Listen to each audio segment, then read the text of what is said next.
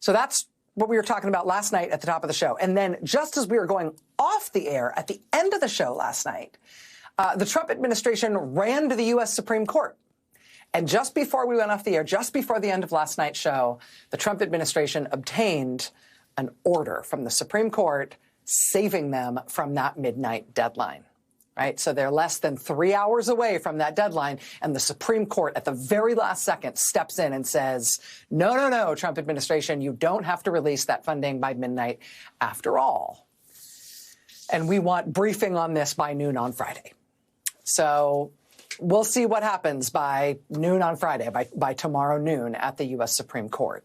But because of the Supreme Court's intervention, that USAID funding did not start flowing last night at midnight. And this confrontation and this series of events raises like a whole Niagara Falls of issues and consequences. I mean, first of all, and most importantly, it's the substance of it, right? I mean, what's that funding for? Well, among other things, it's for the magnificently successful, world-renowned U.S. AIDS treatment programs that have been interrupted. That puts tens of millions of lives at risk. With that funding not flowing, those programs aren't restarting. The new work that is not being done because that funding hasn't restarted includes little things like, I don't know, work on the previously unknown brand new hemorrhagic fever that has just broken out in Congo. It killed 3 little kids in Congo over the course of 3 days. And then immediately within like 10 more days, the death toll was 53. And now it's in at least 2 different locations in Congo, and they don't know what it is or how it spreads. It is a disease they have never seen before. It does seem to have an alarmingly high death rate, something like a 12% death rate, which for a hemorrhagic fever, an infectious disease, is a massive death rate. And even scarier than that, those it kills, it seems to kill within 48 hours. Right? This is bad. An outbreak spreading fast of a previously undiscovered, unknown hemorrhagic fever that is already killing humans by the dozens. That's the kind of thing that United States global health programs would be all over, usually, to identify this thing, to contain it, to treat people and keep them alive, to stop this thing from spreading, among other things, to make sure that it does not come here to the United States. But we're not doing the foreign aid funding anymore.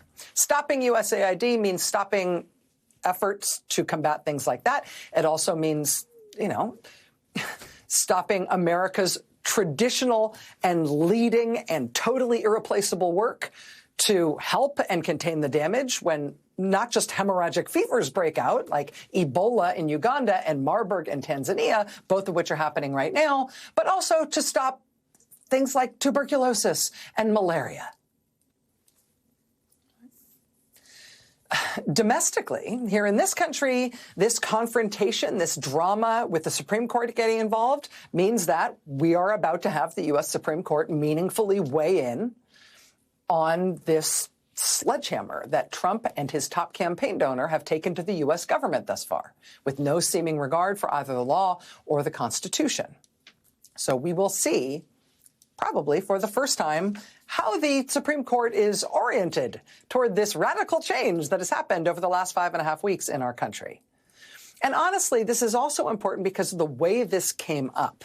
That midnight deadline we were looking at last night was set so firmly and so urgently by the federal judge who was hearing this case because he had to do it by motion to enforce. He had to do a motion to enforce because Trump really was ignoring that court's previous orders, right? And so when we look to see how the Supreme Court handles this tomorrow at noon, we're going to be looking to see how the Supreme Court handles that very scary issue, how this Supreme Court is going to treat the prospect of this president, this administration, potentially ignoring the courts.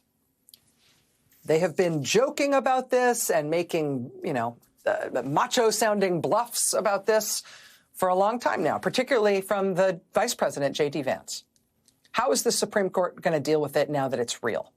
Do they try to give him what he wants from the courts so that Trump doesn't break that glass, doesn't, smash through the brightest bright line that we have and effectively end the republic? Do they appease him because he's so scary, we better not make him defy a court order, we better make sure all court orders go his way? Or do they make clear to him that his powers as president actually don't allow him to defy the courts? To tell him that he's not always going to get what he wants from the courts. And when the courts tell him something he doesn't like, he has to obey the courts anyway. Do they tell him that if he does try to defy the courts, he is effectively declaring war on the United States of America? We'll see.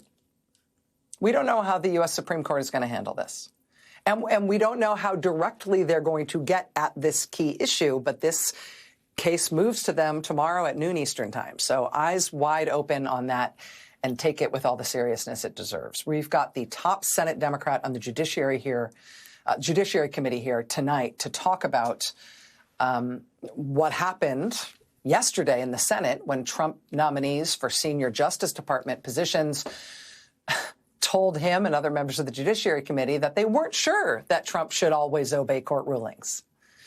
That happened in the Senate yesterday. The leading Democrat on the Senate Judiciary Committee is going to be here talking with us about it in just a moment, ahead of tomorrow's Supreme Court actions on this case. It's a very chilling subject. It's one I take very seriously. It is absolutely the end game discussion for